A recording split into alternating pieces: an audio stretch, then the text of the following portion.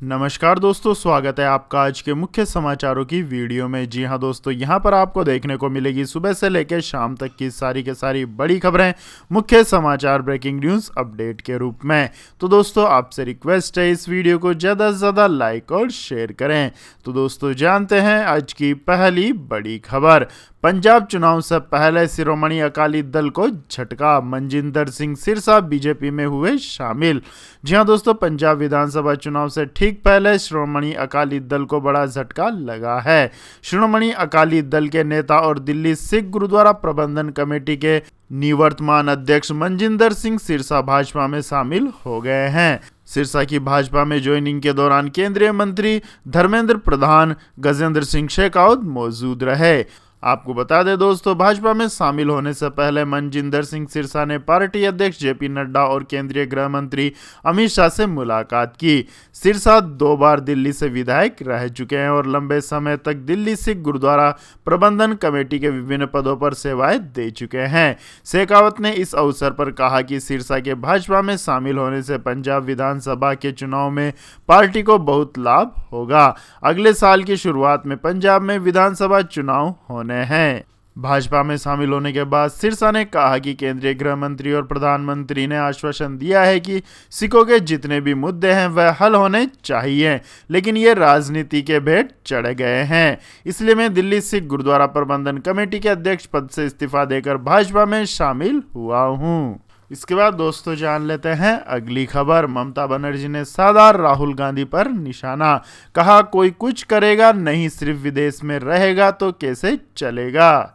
जी हां दोस्तों, पश्चिम बंगाल की मुख्यमंत्री ममता बनर्जी ने कांग्रेस नेता राहुल गांधी पर निशाना साधते हुए कहा कि कोई व्यक्ति कुछ ना करे और सिर्फ विदेश में ही रहे तो काम कैसे चलेगा। दीदी ने इशारे ही इशारों में कहा कि अगर आप फील्ड में नहीं रहेंगे तो बीजेपी आपको बोल्ड कर देगी, अगर आप फील्ड में रहेंगे तो बीजेपी हार जाएगी। ममता बनर्जी से जब यह सवाल पूछा गया कि आखिर आप कांग्रेस से क्यों लड़ रही हैं, तब उन्होंने जवाब दिया कि अगर कांग्रेस और लेफ्ट हमारे खिलाफ बंगाल में चुनाव लड़ सकते हैं तो हम भी उनके खिलाफ जा सकते हैं। उन्होंने कहा कि बीजेपी को हराने के लिए हमें यह लड़ाई लड़नी ही पड़ेगी। ममता बनर्जी ने कहा कि बंगाल बहुत ही शांतिप्रिय राज्य है, लेकिन यहाँ रोज एक वीडियो सर्कुलेट किए जाते हैं। इससे पहले ममता बनर्जी ने मंगलवार को शिवसेना के नेताओं आदित्य ठाकरे और संजय राउत से मुलाकात की थी।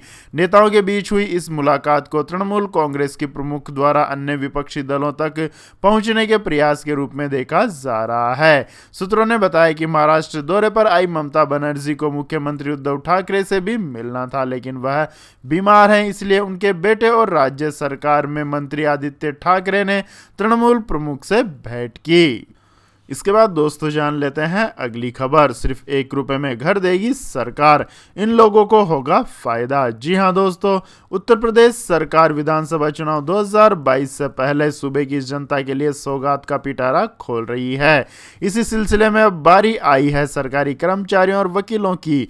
यूपी के मुख्यमंत्री योगी आदित्यनाथ की सरकार नई स्कीम के तहत लाखों सरकारी कर्मचारियों और वकीलों को सब्सिडी पर घर देगी, वह भी केवल 1 रुपए में। दरअसल आपको बता दें कि यूपी सरकार ग्रुप सी और डी के लाखों कर्मचारियों और अधिवक्ताओं को सब्सिडी पर घर उपलब्ध कराने जा रही है। इन मकानों के खरीदारों से जमीन का नामात्र मूल्य केवल 1 रुपए लिया जाएगा। सूत्रों के मुताबिक उच्च अधिकारियों की बैठक में इस योजना का प्रारूप तैयार कर लिया गया है। हाई लेवल से मिली मंजूरी के बाद इस प्रस्ताव को कैबिनेट से पास कराया जाएगा। उसके बाद ही हजारों कर्मचारियों को इस योजना का लाभ मिल पाएगा। इसके बाद दोस्तों, जानते हैं अगली खबर। ओमिक्रॉन से सरकारें सहमी, उत्तराखंड में स्कूल शादियों पर सख्ती, ओडिशा में सीएम ने किया अलर्ट जारी। जी हां दोस्तों, कोरोना के नए वेरिएंट ओमिक्रॉन को लेकर केंद्र समेत राज्य सरकारें अलर्ट हो गई है। एक तरफ जहां उत्तराखंड के मुख्यमंत्री पुष्कर सिंह धामी ने इमरजेंसी मीटिंग बुलाकर पुलिस प्रशासन को इस संबंध में जरूरी निर्देश दिए हैं, तो वहीं दूसरी ओर ओडिशा के सीएम नवीन पटनायक ने भी समीक्षा मीटिंग में अफसरों को कोविड प्रोटोकॉल को फिर से एक्टिव करने के निर्देश दिए हैं। उत्तराखंड में जारी गाइडलाइन के अनुसार प्रदेश में किसी भी प्रकार के धरना प्रदर्शन आगामी आदेश तक पूर्णतः प्रतिबंधित रहेंगे। साथ ही गुरुवार से 50% क्षमता के साथ स्कूल खुलेंगे। 6 दिन में से 3 दिन ही बच्चे स्कूल में पढ़ने जाएंगे। बच्चों की पढ़ाई प्रभावित न हो इसलिए स्कूल और कॉलेजों की ऑनलाइन कक्षाएं फिर से शुरू की जा रही हैं। इसके बाद दोस्तों जान लेते हैं अगली खबर। दिसंबर के पहले दिन ही महंगाई का तगड़ा झटका, इतने रुपए बढ़ गए एलपीजी के दाम। जी हां दोस्तों, बढ़ती महंगाई ने आम आदमी की कमर तोड़ रखी है और दिसंबर के पहले दिन ही लोगों पर एक बार फिर महंगाई का तगड़ा झटका लगा है, क्योंकि पेट्रोलियम कंपनियों ने गैस के दाम बढ़ा दिए हैं और कॉमर्शियल सिलेंडर के दाम में 100 रुपये की बढ़ोतरी की गई है। राहत की बात है कि बढ़ोतरी कॉमर्शियल सिलेंडर में ही हुई है और घरेलू एलपीजी सिलेंडर के दाम में कोई बदलाव नहीं हुआ है। हालांकि कॉमर्शियल सिलेंडर की कीमतों में बढ़ोतरी के बाद रेस्टोरेंट का खाना पीना महंगा हो सकता है। कॉमर्शियल सिलेंडर के दाम में 100 रुपये की बढ़ोतरी के बाद देश की राजधानी दिल्ली में 19 किलो वाले सिलेंडर की कीमत 2101 रुपये हो गई है। इससे पहले 1 नवंबर को कॉमर्शियल एलपीजी गैस सिलेंडर के दाम में 266 रुपये की बढ़ोतरी की गई थी और गैस की कीमत 2050 रुपये हो गई थी। आपको बता दें दोस्तों, घरेलू गैस सिलेंडरों की कीमतों में इस बार कोई बदलाव नहीं हुआ है और आखिरी बार अक्टूबर में दाम बढ़ाए गए थे। दिल्ली और मुंबई में नॉन सब्सिडी वाले 14.2 किलो वाले घरेलू एलपीजी सिलेंडर की कीमत अब 899.50 रुपये है, जबकि घरेलू गैस की कीमत कोलकाता में 926 रुपये है, जबकि 14 किलो वाले सिलेंडर का दाम चेन्नई में 915.50 रुपये है। इसके बाद दोस्तों जान लेते हैं अगली खबर। ओमिक्रॉन का असर, क्रिसमस की छुट्टियों में ट्रेवल एविएशन सेक्टर को फिर लग सकता है ग्रहण। जी हां दोस्तों, एविएशन और टूरिज्म ट्रेवल सेक्टर के लिए बहुरने का नाम ही नहीं ले रहे हैं। पिछले साल कोरोना वायरस संक्रमण का सबसे बुरा असर इन्हीं 2 सेक्टरों पर पड़ा है। अब एक बार फिर इन सेक्टर्स पर ओमिक्रॉन का खतरा मंडरा रहा है।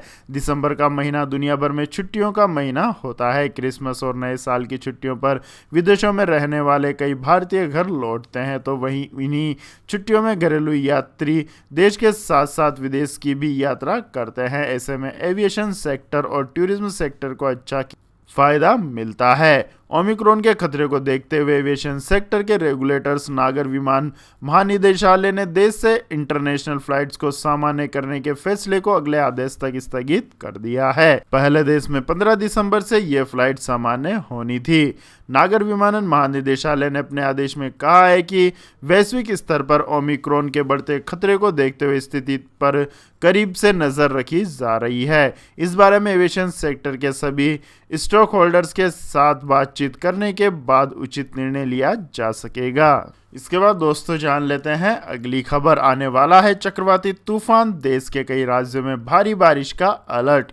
जी हां दोस्तों, उत्तर प्रदेश, आंध्र प्रदेश और उड़ीसा तट के आसपास के इलाकों में डीप डिप्रेशन के चलते एक चक्रवाती तूफान बन रहा है, जो 3 दिसंबर को मजबूत होकर उत्तर भारत की ओर बढ़ेगा और 4 दिसंबर की सुबह उत्तरी आंध्र प्रदेश, उड़ीसा के तटीय क्षेत्र से टकराएगा। इस चक्रवात का नाम जोवाल रखा गया है। वहीं पश्चिमी उत्तर और मध्य भारत के आसपास के इलाकों में पश्चिमी विक्षोभ ने दस्तक दी है। समाचार एजेंसी की रिपोर्ट के मुताबिक इसकी वजह से मौसम का मिजाज बदलेगा, जिसकी वजह से देश के कई इलाकों में 2 दिसंबर तक तेज बारिश होगी। इसके बाद दोस्तों जान लेते हैं अगली खबर। केजरीवाल सरकार का बड़ा फैसला, दिल्ली में सीधे 8 रुपये सस्ता हुआ पेट्रोल। जी हां दोस्तों, बढ़ती महंगाई के बीच आम आदमी को बड़ी राहत मिली है। दिल्ली की केजरीवाल सरकार ने बड़ा फैसला लेते हुए राज्य में पेट्रोल व वेट घटा दिया है, जिससे दिल्ली में पेट्रोल 8 रुपये सस्ता हो गया है। नई कीमत आज रात से लागू हो जाएंगी। सरकार की तरफ से पेट्रोल पर वेट को 30% से घटाकर 19.40% कर दिया है। इससे देश में पेट्रोल की कीमत मौजूदा करीब 103.97 रुपये से घटकर करीब 95.97 रुपये हो जाएगी। आपको बता दें कि दिल्ली सरकार ने आज कैबिनेट बैठक में पेट्रोल पर लगने वाले वेट को घटाने के फैसले पर मुहर लगा दी है। इसके बाद दोस्तों जान लेते हैं आज के सोने और चांदी के भाव। तो दोस्तों दिसंबर महीने के पहले दिन सोने के दाम में जबरदस्त गिरावट देखने को मिली। दिल्ली सराफा बाजार में सोना 302 रुपये सस्ता हो गया है। राष्ट्रीय राजधानी में सोना बुधवार 302 रुपये की गिरावट के साथ 46,848 रुपये प्रति 10 ग्राम हो गया है, जो कि पिछले कारोबारी सत्र में 47,150 रुपये प्रति 10 ग्राम पर बंद हुई थी। वहीं चांदी की बात करें तो चांदी चांदी 181 रुपये की गिरावट के साथ 61,031 रुपये प्रति किलोग्राम पर पहुंच गई है। पिछले कारोबार में चांदी की कीमत 61,112 रुपये प्रति किलोग्राम पर थी। तो यह थी दोस्तों आज के सभी महत्वपूर्ण बड़ी खबरें। और दोस्तों बारी आती है आज के माइंड क्यूज क्वेश्चन की, जिसका जवाब देकर आप बन सकते हैं एक शानदार उपहार के विजेता। तो दोस्तों आज का सवाल है, डल झील भारत के किस राज्य में स्थित है? जी हां दोस्तों, अगर आपको इस सवाल का जवाब आता है तो तुरंत कमेंट सेक्शन में लिख दीजिए। इस वीडियो को लाइक कीजिए, शेयर कीजिए और हमारे चैनल को सब्सक्राइब करके बेल आइकन का बटन भी दबा लें। धन्यवाद। जय हिंद, जय भारत, वंदे मातरम।